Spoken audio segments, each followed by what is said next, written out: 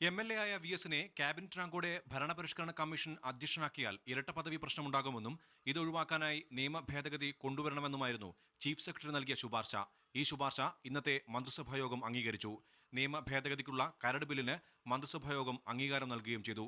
ഈ നിയമസഭാ സമ്മേളനത്തിന്റെ ആദ്യ സെഷനിൽ തന്നെ നിയമ ഭേദഗതി പാസാക്കും. 1951 ആദായകരമായ പദവികൾ സംബന്ധിച്ച നിയമത്തിലാണ് ഭേദഗതി കൊണ്ടുവരിക. MLA ആയിരിക്കെ ഭരണപരിഷ്കരണ കമ്മീഷൻ അധ്യക്ഷനെന്ന നിലയിൽ ശമ്പളവും ആനുകൂല്യങ്ങളും കൈപ്പറ്റുന്നതിന് നിയമപ്രകാരം തടസ്സമുണ്ട്. ഇത് ഒഴിവാക്കുകയാണ് ഭേദഗതിയിലൂടെ സർക്കാർ ലക്ഷ്യമിടുന്നത്.